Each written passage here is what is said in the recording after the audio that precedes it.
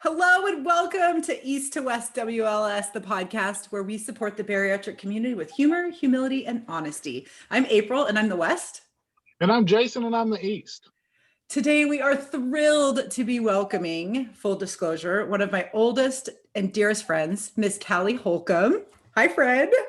Hello, excited to be here. Thank you. So the reason that we invited Callie on is because she is one of the premier event and wedding coordinators, planners, designers in all of Washington State. I have been to all of her events. She even planned my sister's elopement, and it was the most magical, special event I had ever been to. And it was an elopement on the side of a mountain. And yet you created this like mythical, magical experience that was just over the top, and your skill is unparalleled. And we are focusing this month on celebrations, how we can make celebrations about the reason and not necessarily the food or drink. So when Jason and I were talking about how are we going to celebrate this upcoming holiday, how are we going to really kind of shift how we do things, you were the first and only person that popped into my mind. So I am so thankful that you have joined us on this podcast, because people are going to walk away with a completely new understanding of what it means to celebrate and what it looks like. So thank you for joining us. You're welcome. I'm excited. Dude, it's going to be amazing. So before we dive in, I just want to let our listeners and our followers know a little bit about East to West. Jason and I started this podcast because after our bariatric procedures, there was no support whatsoever. Our surgery, process was great, were wonderful, but afterwards there was no support for us. And he and I met after attending one of my virtual bariatric meetups. We absolutely connected. We realized our conversations were meaningful, and we decided that we wanted to kind of make a support system for the bariatric community. So that's how we ended up here with East to West. If listening to a podcast is not maybe your favorite way of learning, we highly encourage you to check out our YouTube channel. As you can tell, we are all adorable. Jason's very handsome. Callie is like model of the year. And I mean, I'm funny and I talk a lot with my hands. So we highly recommend that you check out our YouTube channel. It's awesome. And all kinds of information is there as well. So that's all the good stuff. But now to the real meat of our conversation, Miss Callie Holcomb. So a little bit of backstory again, I guess, about you and I. You and I met in kindergarten. We did. It was friendship at first sight. It really was. When I think back to our first day of kindergarten, I don't know if you and I were sitting next to each other, but for some reason we decided that we look like each other's people, and that was the end of it. It was the very first day. We exchanged bluebird earrings, and 30 something years later, here we are. Still besties and like going through life together, Yeah. And that's it. I mean, we may not speak every single day, but man, as soon as we get together, it's like no time has passed. Yes. Yep. It's a pretty special friendship, and it has been an honor to watch your business bloom and grow. And I'm astounded every day at what you can create from your brain, because it's not something that people are good at. But the reason I think this conversation is really going to be so powerful is you have the ability to create these celebrations and to create kind of this like feeling at an event, no matter the size. So it could be a very intimate gathering. It could be something even that we're doing on Zoom, or it could be a huge corporate event. Whatever you're doing, the reason for the celebration is always front and center. And after bariatric surgery, that's how we have to celebrate. Food and drink cannot be the center of the reason that we're celebrating. It's just not possible for us anymore on a physical level or on an emotional and a mental level. So to learn how we can shift our celebrations away from food and drink and back to the reason of the celebration is going to contribute to our long-term success after bariatric surgery. So today we're really going to be diving into kind of three big topic areas, right? Defining our reason for celebrating, talking about how we can shift the focus of celebration from food to, away from food and back to celebration. And then we're really excited to hear your tips and tricks for creating these memorable events and activities. And of course, all being bariatric friendly. And the other thing that is really going to make this conversation powerful is I'm your second friend to have gone through bariatric surgery. The woman who inspired me to have my own procedure, Veronica, is one of your very good friends as well. So we kind of have like this big old connection between the three of us. And I'm very excited to learn about how your relationship with Veronica has kind of changed and how your celebrations with her have changed, because I know they've changed with me as well. And just to understand this from a perspective of somebody that has not had bariatric surgery, I think is going to be really, really meaningful and super powerful. Yeah. Okay. Are you guys ready? You ready to dive in? Hey, Let's do this. Okay. So first things first, we always love to give our guests kind of the floor to just introduce yourself and just share with our listeners and share with the watchers just kind of who you are as a person. So like, what do you enjoy? Who are you all about? How did you get to be where you are today? Yeah, well, you started off real good, so good. Let's see. My name is Callie. I own a wedding and event planning company out of the Sumner area, focused primarily on Western Washington. And we'll go to Cannon Beach to go do weddings and events if anybody wants to go there. That's my destination, my favorite destination spot. I'm a mom, I'm a wife. I'm currently a teacher. I would not say by trade, I would say by necessity at this point, thanks COVID. And so we are learning, I think, that together. I will say that there is a skill set that every single person has. And I think that April is a teacher by her passion and like every single ounce of being within her. And that is why I'm like, teachers, even now, I'm like, oh, thank you, thank you, thank you. And which is the reason also, like, for what I do everything with every ounce of that. I'm really good at wedding planning. I don't know. It's just something that like makes my brain work the best. April's family had a jewelry store growing up, so I learned quickly about diamonds growing up. And I would say that's kind of the start of my love of weddings.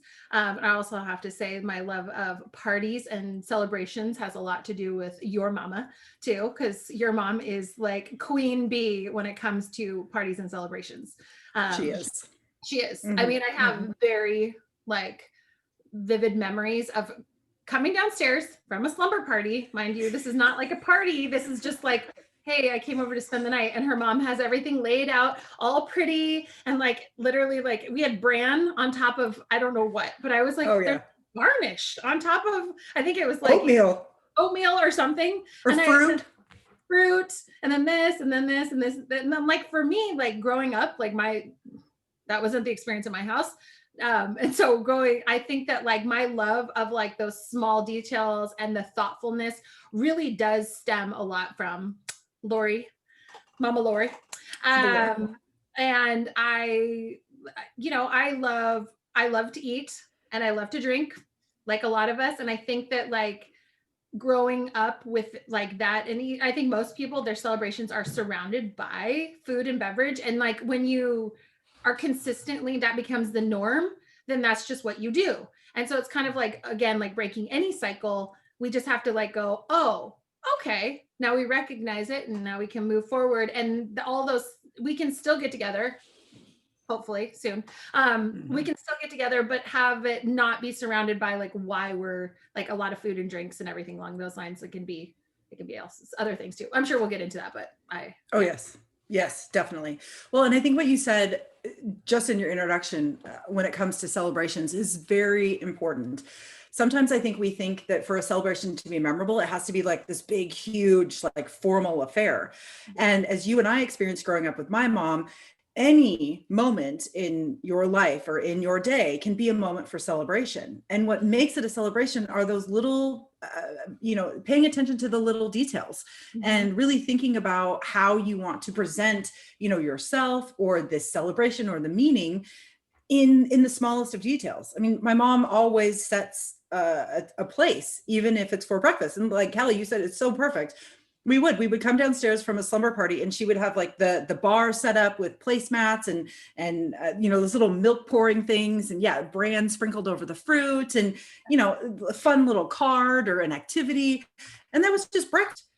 So it doesn't have to be like this big, huge thing. It's just simply, you want to take a moment in time and turn it into something special. And it isn't big, right? Like that was just tiny, but look at that. You remember this like 30 something years later. That's what stands out to you. It does. And I think it is those small moments and just and I think everybody gets wrapped up in thinking it has to be grand and it has to be something, but realistically, and I think that even in COVID, we've realized that it is the small pieces and it is those small, thoughtful moments is what captures our heart and like our feelings and all of those things.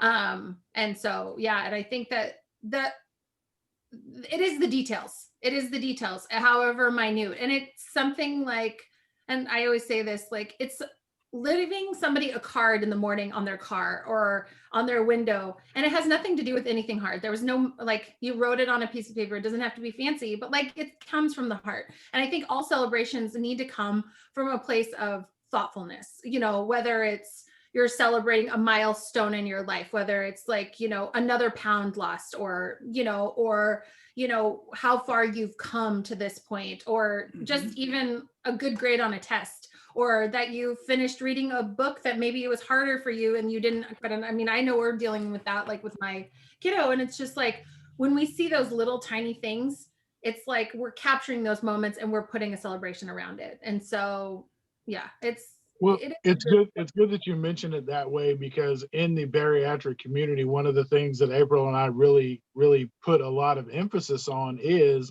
celebrating small wins, even the smallest of wins, because what we tend to do in our community is get hung up on the fact of how far we still have to go to meet a goal, or we still have, well, I've done this, but I still have this to do.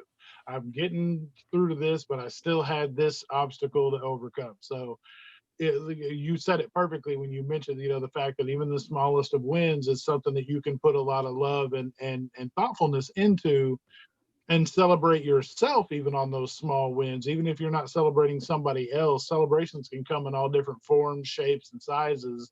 And I really think that that's something that a lot of our community really needs to focus on, are those, even the smallest of wins are something that can be celebrated.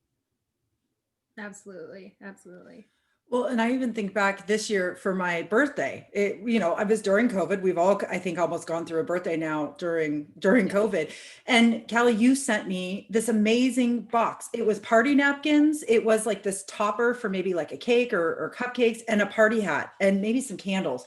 I mean, it wasn't anything super extravagant, but it was the most amazing gift. It was the most amazing way to celebrate. And I remember I put on my hat and I got everything ready and I FaceTimed you, and we had like a mini celebration. It was so meaningful, and it was over Zoom.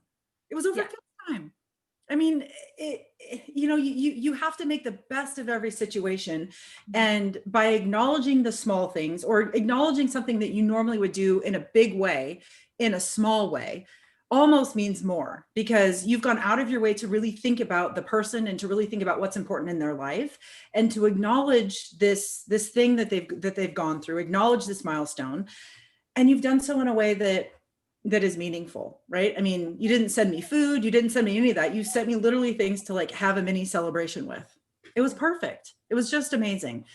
So that's really what the root of this conversation is all about. How do we create that? How do we do that in our everyday lives? And how do we really focus on the why, so that it's not all about food and drink? Because like you said, sometimes you can't separate food and drink from celebration. They just go hand in hand. It's like one of the things that make humans amazing. We get to celebrate with food and with drink. But if we make it not the center, then we are moving closer to our goal of living our lives at a healthy way, and still celebrating and enjoying the small things in life. So I do have a question for you, and being in your industry, this might be a little bit difficult, but I want to know, how do you know when people are celebrating for the right reason? Because I'm sure you have encountered people that are very excited for their wedding because of the wedding, not because of the union, not because of who they are, not because of what they're entering into. So how can you tell when you're working with somebody that's maybe celebrating for the right reason? The right reasons. Well, honestly, I think that COVID has been, we bring it back to that, but like, it has opened my eyes, because the reality is like, you can watch, reasons why people are getting married. So like, and we've seen this year, because there's a lot of times that like, and I'm one of those people that like, when I got married, I wanted a big party. So like, I get it. Like, I love to have people and like the emotion and the celebration and all of those things. And then a lot of those couples that felt the same way, that are like, let's do something that's more like we can do, what we can do. Because right now we're stuck in mandates and all those things. And this season, what ended up happening is some of those couples that were like, had the grand plan of like having their big reception, they're like, okay, we'll have our mini wedding and then we'll have the big party later. Well, you know what happens? We've canceled the big party because they came back into it and they said it was never really about the big party. It was really about celebrating this union with the people around us. And I think and for me in the industry, I mean, I make my money off of large events, but what we're seeing is that I think that people are taking that and they're like, it's almost like the expectation of what they should do and how they should feel versus what they came back to and were like, this actually was exactly what I wanted. I just didn't know what I wanted. I hope I'm answering that question, but yeah, and it's been an eye opener, at least for me specifically, because that's a really amazing thing. And I had a couple when we could do receptions, when we had a little ounce of time. Yeah. We're in the Seattle area, so that changes often. And we could do a small reception, and they said that they were like, we're not, so they just canceled their whole wedding, their whole big rip party next year, because she said, I can't top what this meant for us to have our very small, intimate group of people celebrating together, being together and really taking it all in. They're like, I don't want to do it again because it was so perfect the way that it was. Wow. And so it's such an amazing thing that I think that like, it's also a reset of like mindset too. I mean, just like all of these things, it's just saying like, it doesn't have to be this way. It doesn't have to have that. Now, if you want it later, yes, let's do it. Absolutely. But you have to remember that sometimes, and then I also think part of this process in this last year is that a lot of couples, it's that first initial hit that they push against. And I think that like with all, your guys' changes, it's that first initial like hard day, that first initial hard piece, and you push against, and then all of a sudden you release and you're going, okay. But sometimes it's like you kind of have to go through that. And I think that like that's real similar, I don't know, you tell me if that's similar to your experience, but I feel like sometimes it needs to push and then you need to go, okay, and then you come down and then you realize, okay, that was such a good thing, you're right. And then that makes it easier to like continue to move forward. And I think you bring up such a perfect point, because after surgery, you're so hopeful that life will be normal, right? That really nothing will change. I'm just going to magically weigh this different weight. And the only reason that that's going to happen is because I've had surgery. Yeah. Jason's shaking his head. He and I have both experienced this. How you described it is so perfect, because you really are, you are pushing for this normalcy. And then you go to your first event, or you have your first drink, or you have your first like big meal after surgery. And then you are miserable.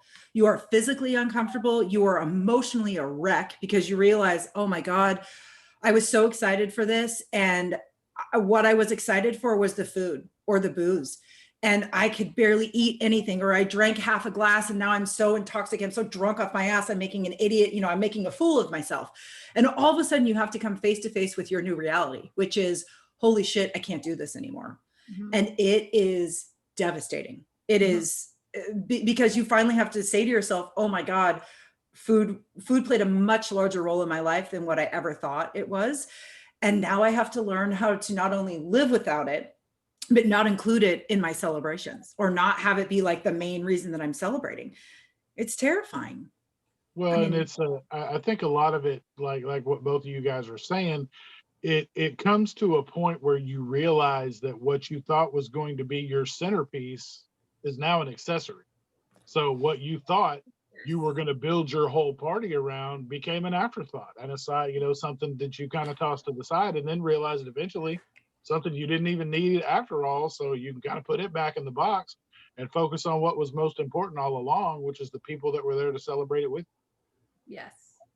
Dude, I'm like, I have goosebumps. Jason always does this. He always does this in every conversation. He comes up with these, like, you just think like, oh, it's just, it's just Jason. He's just like, do. And then he's like, oh, it's not your centerpiece. It's an accessory. What the, like, I live for the April face. I love Every single episode, Me I do too. my best for her to make the April face, and when she does, usually I can contain myself, but this time I couldn't do it. I had to- Oh my God. Well, but I mean, Kelly, you know exactly what this is like, right? I mean, you work so hard thinking that this thing, like this item is going to be like, Mhm. oh, this is it. And then it happens and you realize, holy shit, I totally missed the mark. This is not it. And This this is is not not it. it. No. No, and I think that like that is like that's totally the case. And so I think that like, weddings and or events, what I've learned in the last year is like the ones that are the most thoughtful and meaningful have taken it down, and they said they're really focusing on like the true reason of why. They're getting down to that like nitty-gritty piece of like what it is that they're there for. And so that's, I would say that like a lot of it has nothing to do, like the stuff around it is just the things. It's just the formalities, but like the celebration and the meaningful conversations and the meaningful toasts and the dancing and just being surrounded by those people that you love, and you're celebrating that moment with those Mhm. people is what it's really about, and everything else is just extra. So how do you help your clients get to their why? How do you help them go from like, oh, this big, huge thing down to, oh, this is actually what's most important for us? How do you do that with them? And it's tricky. I would say that because sometimes their why is a celebration and is a big party. Like, and then sometimes it's like just marrying the love of their life. And sometimes, and I think that like weddings or even events, like for example, we are doing a drive-through event this weekend, and we had all these ideas because, no COVID or no contact, all these things. And like the clients came and I kept asking them, I said, I know that we normally do this big party and it's 900 people at a convention center and it's totally not what we're going to do this year. But I know that the reason you get together is to celebrate family, because they're all about like family. They're about connection with family. And so I had to really come down to that. And April actually helped me a lot with that one. We went, I was like, I think I know what event this is. that's a whole thing, but like we got down to it, and they wanted connection with their people, and they wanted still family connection with dad or mom or dad at work. And this is what mom and dad do. And then we're bringing our family to interact with, all the owners and these people, and then still creating this like celebration around it. And so this year in particular for that client, they said that when they wanted connection and they still wanted family. And that's exactly what we did.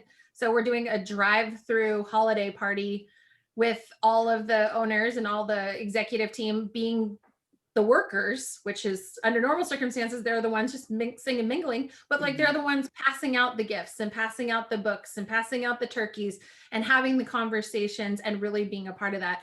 And that's getting down to that why is becoming so much more important these days, because we are so limited what we can do, that like it's coming down to the reasons why, not just because why. Yeah. And as you were saying that, I was really, yeah, I remember the personal conversation you and I had about this dilemma. And it was a struggle to kind of at first figure out, well, how is this event going to take place? Like you said, normally it's this huge corporate event. How do we boil that down to something that's safe and effective for everybody, but still connects people? And in our personal conversation, you and I kept asking like, okay, but why? Like, why do they want to do this? Or why are they stuck on this? And why? And at the end of that, well, I mean, I guess in the middle of that conversation, it was like, yeah, but they're all about family. And this to me just doesn't feel like a family. Like what they want is not connecting to family. Right. But there is a way that we can still connect at a distance or, in these different avenues. So that why it really parallels beautifully with what we have to do in our bariatric recovery, which is constantly check in with our why. Why did we do this? Why did we take this risk? Why did we undergo all that we have? And we have to keep our why front and center when we're planning out our day or when we're making decisions that comes to things that are stressing us out. I mean, even as simple as like, well, I really want to have a candy bar. Well, why? And does that align to what I'm trying to do in my life? So it's a common theme that continues to kind of be presented, but clearly it's a really important thing. Yeah. So what are you doing to to help clients. So once they arrive at their why, right, and you really kind of narrow down like, okay, this is really what they want to do and why they want to do it. How are you finding creative ways to connect them to their why and the celebration during COVID? What are some things that you're doing to help foster that? Yeah, I mean, really thinking outside the box. Like, for example, or giving them a box. I know it sounds weird, but like, for example, like if it's really important, like if you're like, and I think we talk like, what is it, the 5 love languages? And like, you have to really think about like, that also comes into why. Like, what do you love to do? Are you a service person? Are you a gift person? Are you a, all the other, I can't even remember off the top of my head, but like, those are the kind of things too that like, and I think that can kind of go back to that. It's like, how do you celebrate? How do you move through those? And like, then we start plugging in the pieces of like, okay, do you want to give? Do you want to experience? Do you want to connect? Like, where are all those pieces? And so then we start really going, oh, okay, well, if you were a gifter, if like your love language is gifting, like if that's a big piece for you, then like I have a girlfriend right now, the confetti party box, who I sent you that.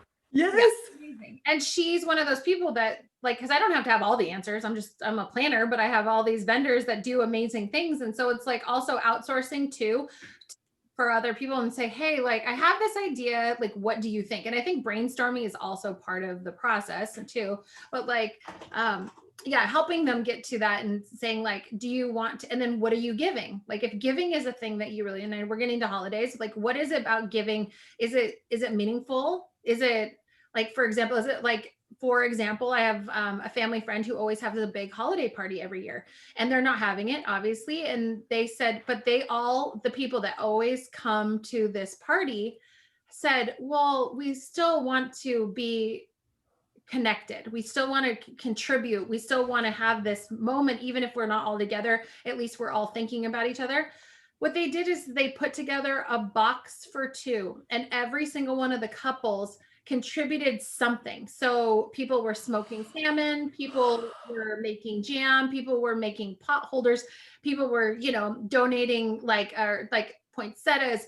Like I'm gifting them hot chocolate. I got to call her tomorrow and, and like, it doesn't have to be anything, but it's about, again, connecting and giving. So she was all about connection and giving. And so they created this whole thing and reached out to all those people that they normally connect with during the holidays who bring cookies or all these things to their parties and said, how can we do this? And something like it's totally fun, meaningful, thoughtful, and still really, driving to the point of why, because you want to connect and you want to give, because those are all the things that they wanted to do.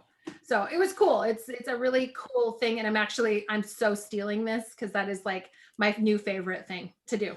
Well, and it's so ingenious because it really hits on a lot of different levels. So what you really, again, you keep saying awesome things, not surprising, but right, you really have to connect your why, and you have to connect what you enjoy doing as like a party person, right? So yeah, so you really have to identify, okay, why is it that I want to do this, and what is my area of forte? Like, yeah, am I doing this to gift? Am I doing this to connect? Am I doing this to be a service? Am I doing this to empathize, right? Whatever those 2 things are, to marry them and then come up with a type of celebration around what you're best at is really what's going to make that event memorable. I mean, that's 100%. That is ingenious. Yeah. It kind of reminds me. So, Callie, every year we go to Leavenworth as a family. Every year. Yeah. Every year. And we do the scavenger hunt. So Jason, my uncle, puts together this list of crazy things that we have to look for in Leavenworth, like a Hanukkah themed toothbrush or a 5-balled snowman, right?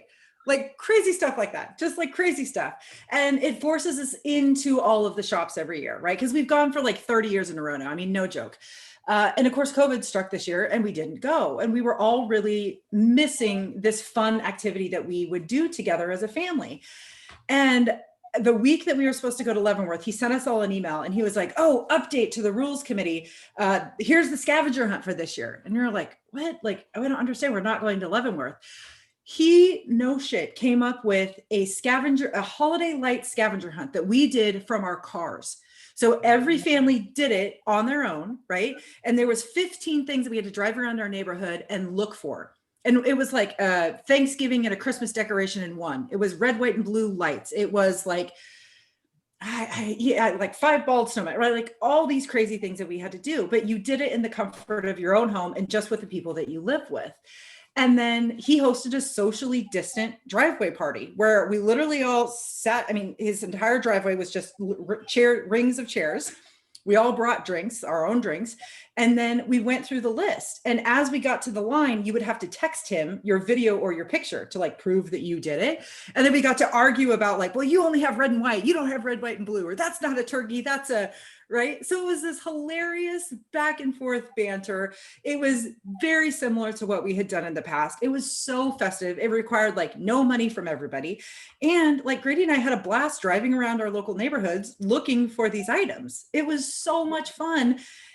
And it was right up his alley, right? His why was to connect our family in a time when we're all feeling disconnected. And his way of giving back is to create these memorable moments that are exciting and fun and that we talk about all year round. Mission accomplished. And who would have known something that simple could have been that memorable, such a wonderful way to celebrate. And we could have either gotten together, we could have done what we did in person, or we could have done it on Zoom. It would have been the exact same thing. But what a wonderful way to celebrate the season. Absolutely. Right. Yeah, it's definitely a when you really boil it down to it really sounds silly, but when you boil it down to basics, that's really what it's about. You can take all these grand celebrations down to very minimal things as long as the connection is still the root of it.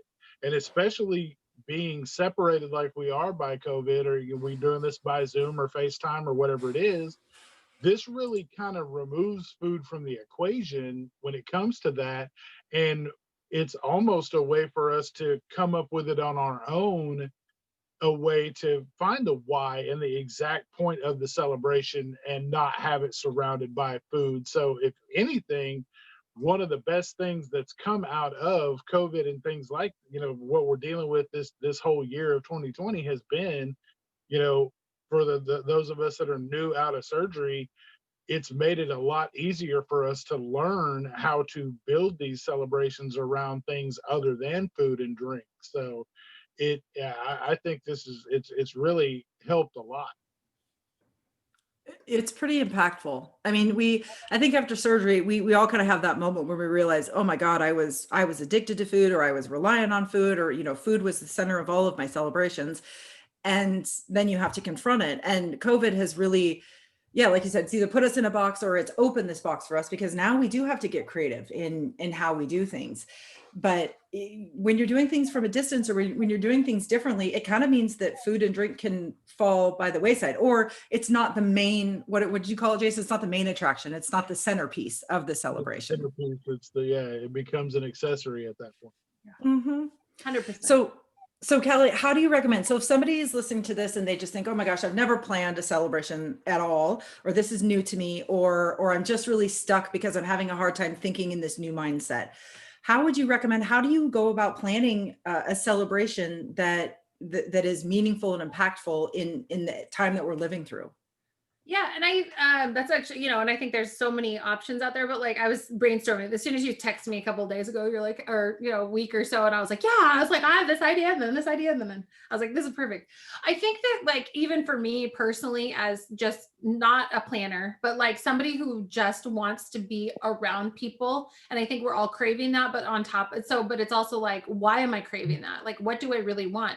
And like, I have like, my son and I have been playing games, like mad.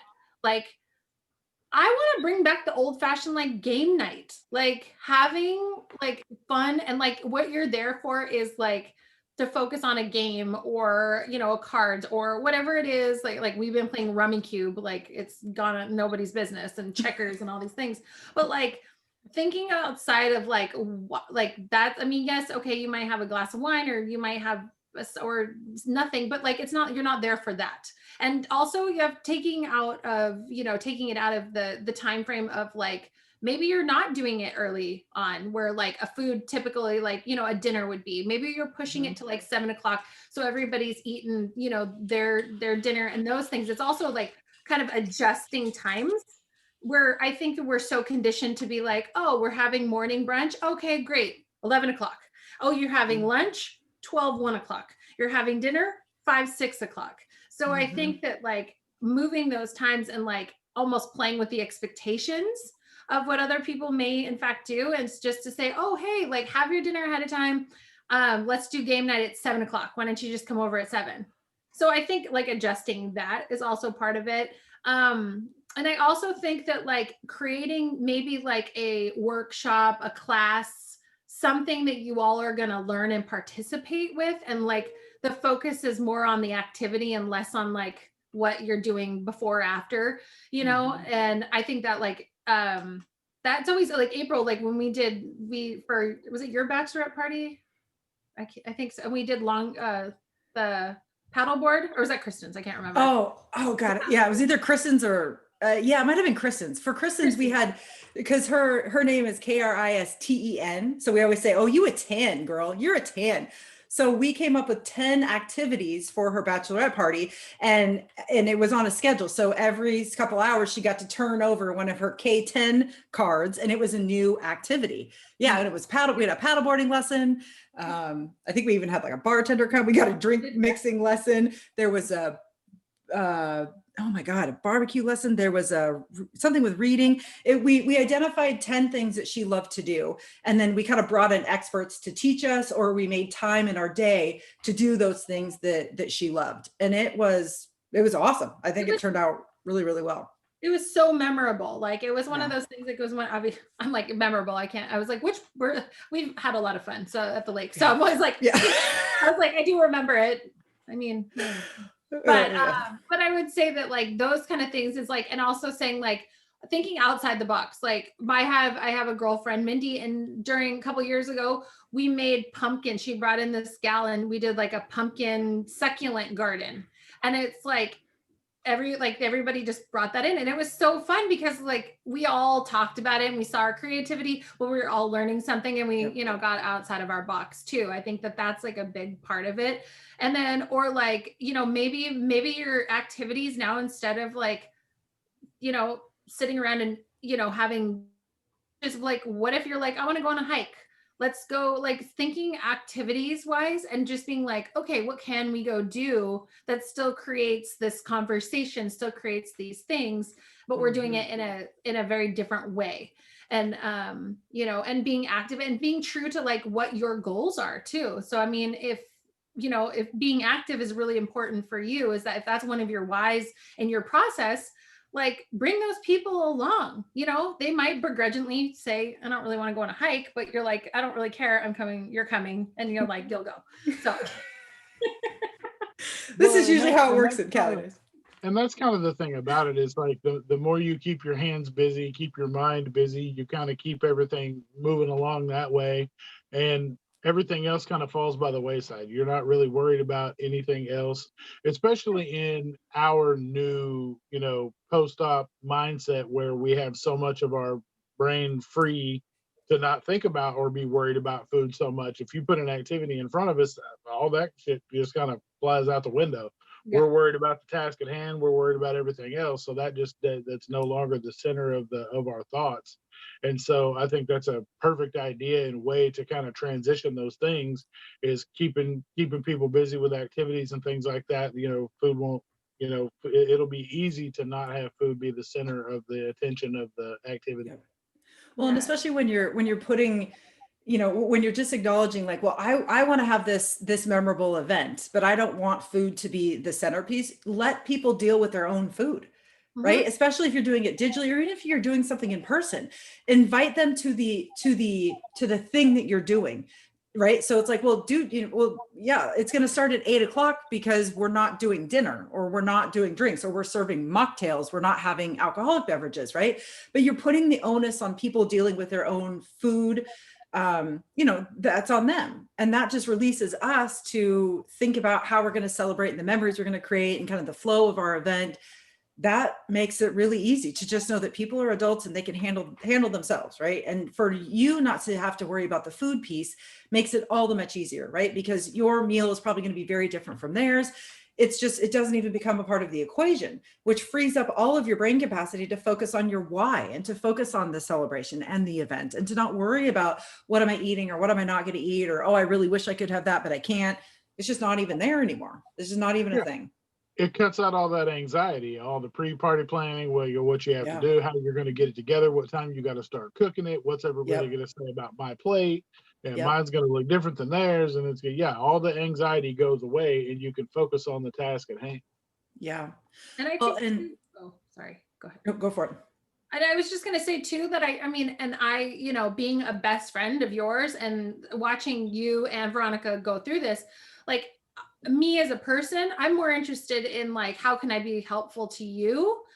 And I think that like, you're going to see like people's, the support is also coming from like, okay, how can we do this together? Like, and also asking those people that you love and trust, like, I need your help. Like, how can we do this? And like, do you have any options? Do you have any ideas? And really like leaning on those people, and not expecting them to be like judgy, but almost saying like, hey, like, this is my new norm. Like, I still need the connection, and I still love you, and I still want to be with you, but like, can we do this in a different way? And all those people that love and support you will change, will adjust, because they know that that's important to you. Just like as if they asked you the same question, you would do the same thing. So I think that like also taking like, and there are, yes, you're going to have the judgy McJudgersons on any of those things, but like, whatever, you don't need them anyway. So, you know, and I think that that's all part of it too, is just being really open and honest with those friendships and with those connections to say, okay. And then the people that maybe you still want to have a celebration, and maybe those are the ones that you're like, you push off and you do things that are different at a different time, or you do all these things too. So I would say that's a lot of where the hesitation comes from too, is people are sometimes afraid to have those tough conversations that they have to maybe have with some of their friend groups and some of the people in their groups. They don't, it's harder for them to come out and say, hey, this is kind of how I need to be doing things from now on, or can you guys help me support that? Or am I going to have to start adjusting some of the ways that we do things? Because nobody really wants to necessarily cut people out of their lives or adjust a lot of the celebrations they're having. But at the same time, some of those conversations, the tough conversations, are going to have to be had if you're going to live up to your best potential and do the things you need to do post-op for yourself. Those tough conversations are going to have to be part of it from time to time. And I mean, Jason and I can speak to this all day long. We can't tell you, Callie, how many times people reach out to us and they say like, this is my only place of support because I either don't have a lot of family, I don't have friends, or I have very limited friends, or I haven't told anybody that I have gone through this procedure. And it's like, oh my God. I mean, I'm so fortunate. I have such a supportive and large friend group, and my family's very supportive. Jason's kind of in the same boat. And it just breaks our heart when we hear people struggle like this. But even if that is where you are in your life, it doesn't mean that you need to necessarily out yourself. And if you're not ready to have those kind of difficult conversations with your friends or with your family, it just means that you need to frame it more as a statement instead of a conversation. Right. So you're going to invite people to do something. You're giving them the parameters of your event, and you're really not saying, you're not asking for their input. You're going to say, hey, join me at 8:00 on Zoom for a Christmas read aloud. I'm so excited. This is my favorite book, and I'm really excited to share this with you. That's not a conversation. That's an invitation. Yeah. Right. So that's a way that you can kind of get around these uncomfortable conversations if you're just not ready to have them yet. But I think, everybody knows my number one mantra is just to be honest and to be open and to have those conversations with your friends and family, because you really need their support to make that change, and to, and to bring them into your recovery, because they want to be a part of it. Everybody in your life really wants to be a part of it. They want to see you succeed, and they want to help you. And it can be scary putting yourself out there, because you're afraid that maybe they'll reject you, or they won't support you in the way that they need to. But through those honest conversations, those open conversations, even if somebody is helping you and they think that they're helping you and they're not, you're allowed to go, I so appreciate what you're doing for me. Can we try doing it this way next time? Because I think this would be even more helpful. So you're not throwing away the help that they're giving you, but you're really asking them you're just tailoring the support that you need. And there's nothing wrong with that. That's why people are in your life to support you. You know, and Callie, I think the other thing that you really said that's important too, when you're thinking about planning a celebration, is that we really have to shift our mindset. We have to go from this like deficit mindset of, oh my gosh, all these things have been taken away from me and nothing is the same. We need to move away from that language and that thinking. And we need to shift to, okay, well, I really want to replicate this. How can I do that? Right. So just thinking about like your game night example, you can invite all of your friends to play charades or bingo or battleship or any type of like almost traditional game you can do at your home. You can play Yahtzee together via Zoom. You can do Christmas trivia via Zoom or via FaceTime. So all of these things all of these ways that we use to connect with people, we can actually still do it. It's just going to look a little bit different. But I think as all three of us have learned this year, the connections and the memories that we're making digitally, sure, there might not be the same, but for me, they're just as meaningful, because I can't go to your house, Callie. You and I can't go have coffee. You and I can't go for a hike, right? But we can do this. And this is keeping our friendship. It's keeping our traditions. It's keeping our connection alive. And that's all that matters. It's not necessarily that we're not physically together doing it. It's the fact that we're still doing it in whatever environment it happens to look like. Yeah. So absolutely. I do want to talk about how you shifted, how you celebrate with Veronica and with me. So Veronica went through it first. So I know that you were really able to perfect how you support your friends who have gone through weight loss surgery. Because when I told you that I was doing it, you were just like, oh my God, I'm so excited. I can't wait for X, Y, and Z. And it was all like exactly what you would need from somebody that was going to go through weight loss surgery. So it was like a no-brainer. But when you went through it with Veronica, she went through it first. So that had to be a shift, because I know when the three of us got together in the past, it was all about like the hardcore partying. It was just about having fun. Yeah. And now we have a ton of fun, just in a different way. So how did you make that shift in celebration with her? I mean, first and foremost, I would say that like it is something, and I'm not alone. Like I'm one of those people, if you are just sitting there eating and drinking, I will be sitting there eating and drinking next to you. Like that's just me. I would say that, like, you know, and that's one of those things that I watch, and I'm just like, I'm a very observant person. So I watch people just by nature. That's just how I am. And I started watching her and I was like, okay, so we're not talking over here. We're actually sitting on the couch having a conversation rather than being surrounded by like smack dab in the middle of all the food.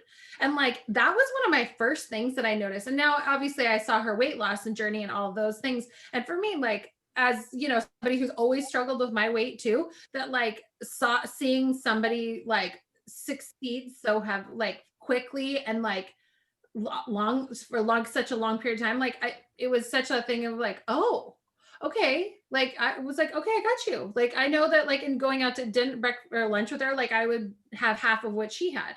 And I was like, for me, I was like, damn, I should probably just be eating half too. Like, that's probably part of it too. But like, for me, I'm like, I'll support you. I'm like, we don't have, and then, you know, and going like, let's go get our nails done rather than let's go get cocktail hour, you know, just kind of like shifting like what we did versus, you know, and then those kind of things. And I would say that like, that's really important because I want to support my friends in their journeys. I mean, if we're addicted to alcohol, I wouldn't be like, hey, let's go to the bar. I mean, so I think that this is no different. It's just like, hey, I don't want to like, I know that under normal circumstances, we'd be going to Applebee's and getting this. So like, instead, like, let's go get our nails done, or, hey, you want to go shopping, or, hey, you want to go for a walk, or you want to do these kind of things. And I think that like, for me, I really wanted to support that. And when you told me that was a Fleetwood Mac Day weekend, actually, or a treat yourself weekend. Oh, it was fun. I totally forgot about that.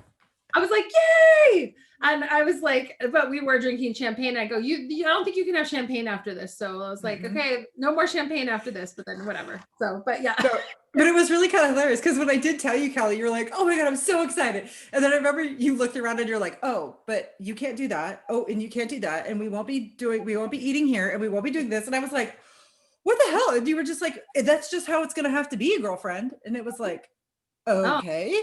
Yeah. Well, thanks for that bit of tough love. But at the same time, it was never like, well, I'm not doing this with you and I'm not doing that with you. It was like, well, you can't do that, but we're going to be doing all of these other things. And it's it's going to be even better than what you can imagine.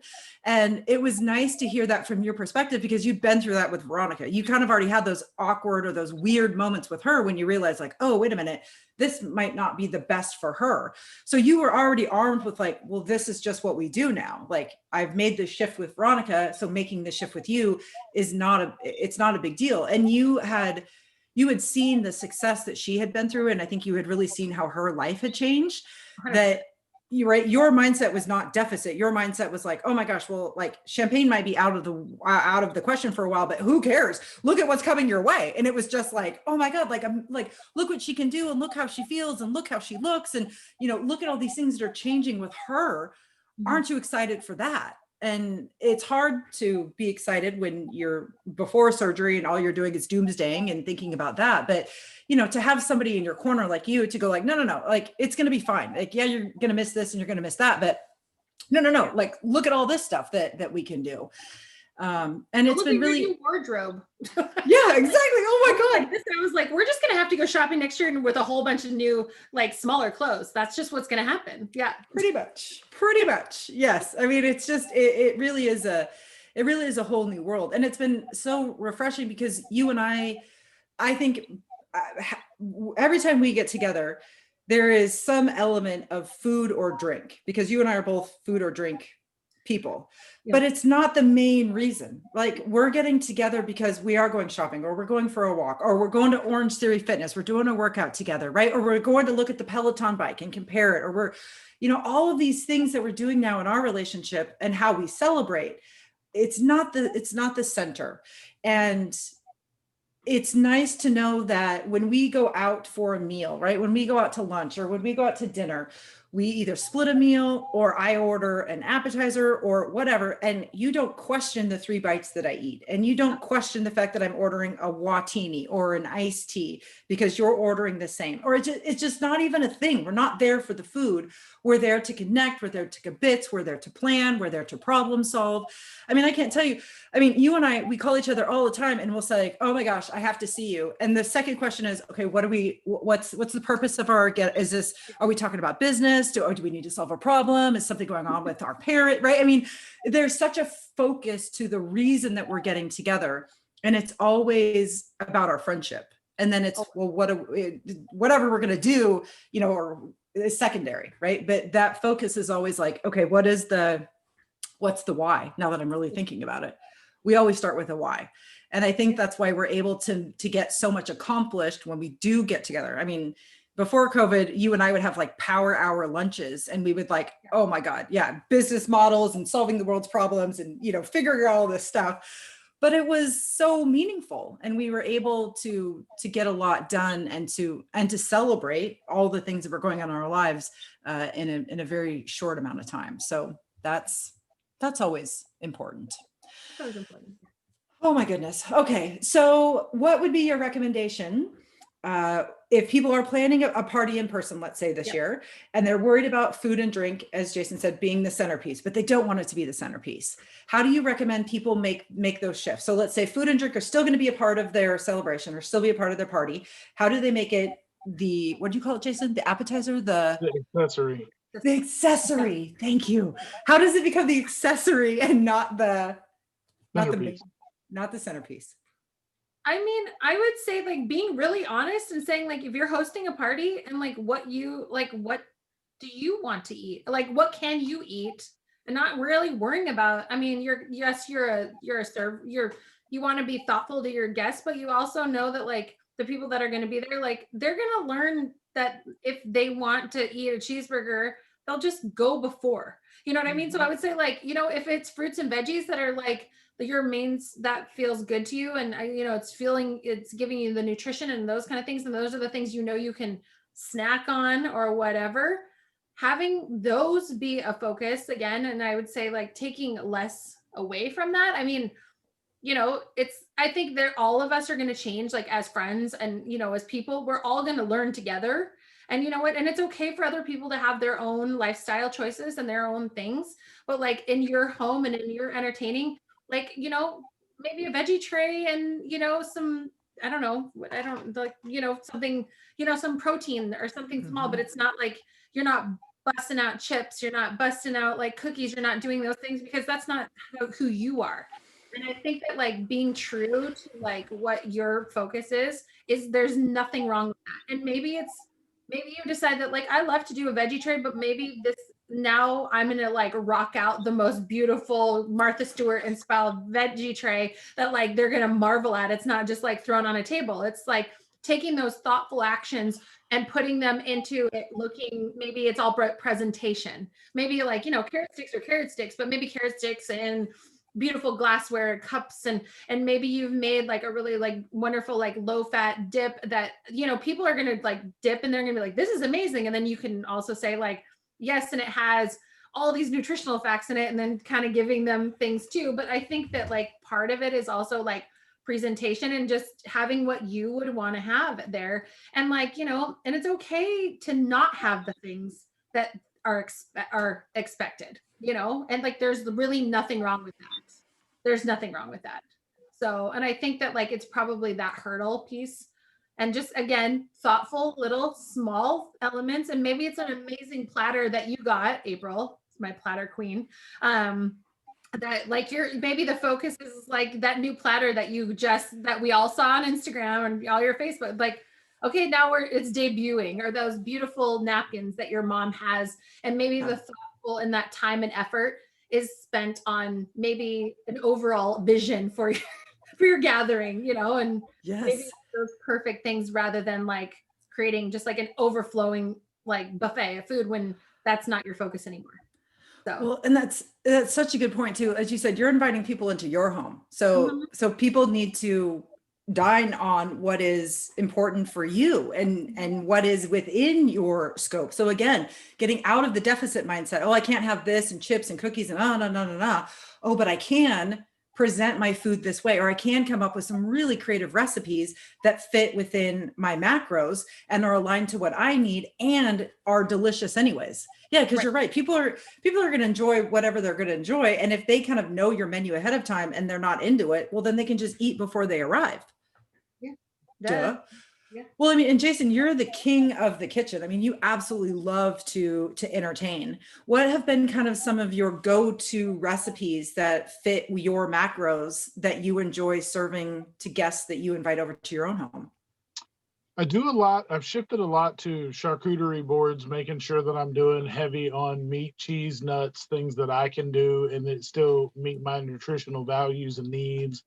Heavy on chicken because I know that I'm going to be able to get that and do it. It's easy to make. It's quick. I don't have to worry about being in the kitchen for hours upon hours. You can still get in some good grill time with the guys out there around the grill when you're doing chicken thighs.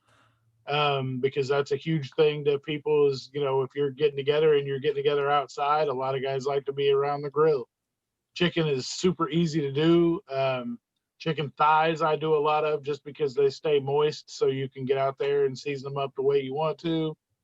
That's really kind of how I've adjusted to it. So if I'm going to somebody else's house that is throwing a celebration, I pack my own stuff. If I know that they're, like you said ahead of time, if I know the menu and I know there's not going to be anything there that's going to be good for me, I pack my own stuff and I take it. And keeping my own things central to myself in my own area, and I keep myself away from the stuff I know I'm not supposed to have, that keeps me in the best mindset to succeed that day. Because you know, as well as I do, April, you know, taking this a day at a time. Every day is a battle we're waging against the better us that we want to be, and you just have to win the day. You don't have to win the month, you don't have to win the year. Day by day, take your small wins and go. So if you take package your stuff in a little personalized cooler, take it with you, keep that by you at all times, do what you got to do. And that's how you make it through that one party or that one get together. If you're doing it at your house, you're the one that sets the menu. You tell them ahead of time, if you want anything else, go ahead and grab it before you get it. Well, and you said a lot of important things there, which I just didn't think about because again, you're the male perspective. This is why I love our conversations because I would never think about this. Yeah. Grill time, dude. If you're throwing a party at your house, the dudes are all going to be out at the grill. Like that's what they do. So the fact that you're still getting that time with your friends in a way that's familiar to you, preparing a food that is 100% on track for you. I mean, that's like a win-win-win. That's amazing because it doesn't throw off your flow. It doesn't throw off your celebration. It's what you would normally do anyways, but you're still in your element. You're not throwing yourself off of your game. And the other thing that you said, it's a trick, a technique that I use constantly now, is when I do go to other people's houses, I do not sit around the food and I don't sit around the bar. I will find if it's a quiet corner, I will go sit in a quiet corner and I will invite people over to conversate with me, or I will take up shop in a place that is just not around that. So I'm not tempted by those foods. And everybody knows that I've had surgery. So for me to show up with a Built Bar in my giant water jug is not out of the ordinary. That's just what I do now. And that just, again, keeps me on point. And then knowing, yeah, if I'm throwing my own party, this is the food that I can eat. So nothing is off limits to me, right? I guess as long as I don't overindulge and make myself sick, I'm fine. But we know ourselves well enough to know, oh, all of these things I can enjoy. So there's no deficit here. I'm not missing out on anything. That's like super, super powerful. Yeah. And Callie, I love your idea about focus on the presentation, right? Even if you're maybe not super jazzed about your food or you're worried about what your guests will say about the food that you're serving, you can spice up anything and make it look fabulous. And they're just going to focus on your presentation. And I swear to God, food tastes better when it's presented beautifully. It just does. Yeah, 100%. I would never eat oatmeal unless it's served in the beautiful little place settings that my mother serves it in, right? Fruit with bran, are you kidding me? But when it's served in this crystal Waterford dish, oh, it's caviar or fruit. I mean, it's delicious. So, well, I mean, that's the term the term made with love didn't just spring out of nowhere. Like that literally is something that, I mean, that there's truth in that. Everything tastes better when it's made with love. When you know somebody went the extra mile to prepare that for you, it's going to come out in the way that it tastes. Yeah, I 100% agree. 100% agree. And when I was in college, with Callie. Also, we've really done everything together. Yeah, why not? There's no reason to stray from it now. But when I was in college, we took drinking and driving really seriously. And anytime that we went out, one of us was the designated driver. But we would all be at the same bar together. Everything would be great. And one night it just dawned on me. I was like, God, this sucks that, everybody's drinking a martini or they're having a Cosmo and I'm just having water. And I went up to the bar and I said, you know what? Will you give me water in a martini glass? And I was like, and throw a couple olives in there because I like green olives. And she was like, okay. And it dawned on me. I was like, you know what? This is my Watini. And I told this to the bartender and she was like, oh my God, remember this? This is the Mint. And there was that one bartender, I forget what her name was, but she was just fabulous. And I told her, this is my Watini. And she's like, oh my God, I'm now serving a Watini. And they took a picture of me in my martini and they hung it on the wall and it was the Watini and it was for designated drivers, right? Yeah. But just to be able to walk around the bar with the same glass that everybody was drinking out of, with a little fake cocktail that was just water and dirty olive water, right? But it made it more enjoyable for me, and it almost diffused like the tension that's in the room sometimes when somebody's not drinking, right? Or when somebody's not eating. It's like, oh God, I don't want to make them feel awkward, or well, I know they're not having a good time because they're not drunk. But when you kind of fake it to make it, it really lightens the mood and it diffuses everybody, including yourself, right? So I could be at the Mint all night long, partying up with people, drinking my Watinis, not feeling like I'm missing out on anything, but staying the course, staying what was true to me. It met my goal. And my goal was to get all of my friends home safely and for me not to drink and drive. So that kind of became our mantra every time we went out. It was like, well, you're DD, so you're going to be enjoying Watinis and I'm going to get smashed on whatever the hell they were. I was on, sale that night, or what was the drink special. But I think we can apply that same logic, that same thinking to our celebrations, right? It's not the deficit mindset. I'm presenting something beautifully. We can make mocktails, right? Or we can enjoy a beverage out of our finest crystal and not throw ourselves off. We can still partake in the accoutrements of the celebration without it actually being filled with what's traditional, right? It's still a party if we don't have all of those traditional elements. It's the fact that we're together, we're using our dishes, we're presenting it beautifully, we're conversating, we're creating these moments of magic for our friends and family. And it just doesn't have some of those more traditional elements, but that's okay. Maybe that will actually make it better. maybe that will make it a better celebration. We just don't know until we try it. It's funny that you mentioned that because I have never drank in my life. I've been at 44 years of my life and never had a drink. But it's hilarious because I've always used that as like a conversation starter for myself. So back in the day when I would go do those, when I would be in those elements, I always had a 2 liter of Mountain Dew with me because that was what I drank. Like that was it. So I would just have that and people would be like, what is that for? And I'm like, it's what I'm drinking. They're like, you don't drink? I'm like, no. They'd be like, well, that's weird. Like, have you never drank? And I'm like, no, not ever. And they're like, wow, I wish I could do that. Meanwhile, they're stumbling all over themselves and slobbering everywhere, like just blasted out of their mind. And I'm like, yeah, I don't wish it the other way around. I don't wish I was doing what you were doing. So I'm good where I'm at. But yeah, that's hilarious that you said it that way because I was like, I never even thought to try to blend in, but I was just like, nah, I'm good. Right? But this is the power of these conversations because we all share our own personal experiences and it sparks our own creativity, right? It's like, oh, I never thought about that. Or, oh my gosh, I could totally try that. That's why these conversations are so powerful and so meaningful because we all leave here inspired. We all leave here like jazzed about trying something new. And like three of us, we're all in such different places in our lives. We have different experiences. We seem like we're actually aliens from different planets, but really when we get together like this, we realize we are all the same. We all have the same goals and we can all learn and grow from each other. Yeah, definitely. It's a power conversation. Oh my gosh. Well, friend, I am just blown away by your creativity. I'm blown away by your insights. I know that people listening and watching this are going to leave feeling the same way and really excited to celebrate this year in ways that we have maybe never thought of before. So I can't thank you enough for your time and your energy this evening. Absolutely. This was so fun. I'm like, I loved it. So anytime. I was like, I'll come back with some tips and tricks going forward into this next year.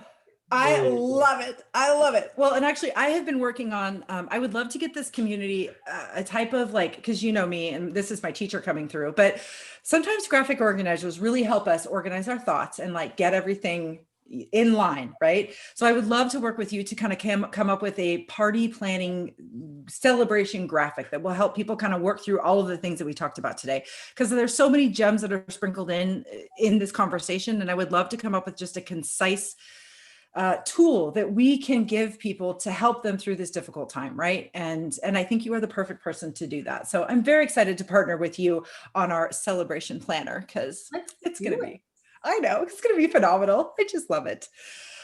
Oh, so we always kind of open the floor to our guests. Is there any last minute bit of advice? Is there anything that you want to leave our listeners or our followers with, like just a little parting bit of wisdom? Oh gosh, that's a good one. I will like to leave that there is a book that I'm currently reading, and so it's called The Art of Gathering. Which I know I can't, you may be getting this for Christmas, just so you know me. And I just started reading it, so I can't give you too much insight on it, but it is a really interesting read. So if, and there's a lot of different styles of gathering. They talk about, social to, financial to this or, financial, like, whatever, but sports, and they're talking about like all the other things like economics. And anyway, it's just fantastic. It's fantastic. But I would say that that's something that I would love to say, hey, here's a good read on gathering. Second is, just remember that there's no wrong way to gather. Other than there's no wrong way to have a celebration. It may not be everybody's cup of tea with what you're going to do, but that's okay because not everybody's always supposed to be included. So maybe and it might be a smaller group that quite gets it, but really sometimes momentum picks up after you go. So maybe a game night, your first go round is small and intimate. Maybe it's, with a handful of people that really do want to support you, and they see that. And then maybe the next round is if they talk to somebody else and they really want to come join in because they see the value of what they're doing. And to remember that it's not about the size or anything. It's really about what it means. And it's okay that it's small and intimate. There's nothing less or more. It doesn't mean it's bigger or smaller based on the celebration at all, about how many people too. So that sounds like two perfect bits of wisdom from the planner extraordinaire, Miss Callie Holcomb. All right, my friend, where can people follow you if they would like to do so? And I highly recommend that.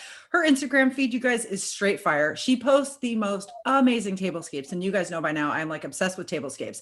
But her Instagram feed is phenomenal. And I highly recommend that you do that. So let everybody know, where can they follow you? Oh, well, thank you for that. And there's a whole Instagram story thing coming up in this next year. So keep watching out. You can find me at Holcombe Weddings, both on Instagram and on Facebook. And my website is Holcombe Weddings too. So keep it real simple. HOLCOMB Weddings with an S. Boom. Oh, I love it. Oh my gosh. You guys, I mean, I know that we're like very close personal friends, but on a strictly professional level, my family has hired Callie. I mean, that's how good she is. I mean, she's tried to refuse our like money. It didn't work. My parents are they find very creative ways to like get money to you, but she's amazing. She's amazing. If you live locally and you want some help and support, reach out to Callie. She'd be more than happy to help. And of course, her services are amazing. I mean, it's just, I can't professionally recommend you enough. And then you're just amazing human. So it's a nice package. It's a good human, amazing professional. So you can't go wrong. So we will make sure. Yes, you were so welcome. And thank you for joining us. I will make sure to you guys in the show notes, we will link the book that Callie suggested. I will link her website. And Jason and I also put together a really kind of concise list of creative ways that we can celebrate at a distance this year on our website. All kinds of great ideas, links to things. We will continue to update it as these new ideas come into our orbit. So please know that is there for you as a resource. As always, we leave these conversations with so many new ideas, so many new tips and tricks. If you guys enjoyed this content, please like and share, subscribe to our podcast, subscribe to our YouTube channel, follow us on Instagram. We all have web pages and websites. We're like everywhere. And that's what makes this community so wonderful. And if you ever have any questions about things that we've talked about, you know how to reach out to us. We're tagged on everything. We love to talk with members of our community. So please do reach out, and just know that we are successful because of you. We are members of this community. Callie is an avid supporter of weight loss surgery of bariatric patients. Jason and I clearly have gone through the procedure ourselves. So we are here to help you in all things weight loss related. We just can't thank you enough for being a part of this community. Jason, you want to take us out? I do. Callie, we appreciate it again for you coming. We just appreciate your support to the community as well. All your fantastic ideas. We look forward to implementing those as the year rolls on into the new year. So thank you again. And we appreciate, like April said, we appreciate the support that we've received from the community. We're able to do what we're able to do because you guys are liking and supporting and enjoying the content. So we're going to keep doing that, and you just keep supporting and following, and we will continue to bring our side of things and hold up our side of the bargain. So just remember, in your whatever level of journey you're on, just remember that you've got this and we've got you, and we'll see you next time. Awesome. Thanks, guys. Thank you, Fred. We'll see you soon. Bye-bye. Thank you. Bye.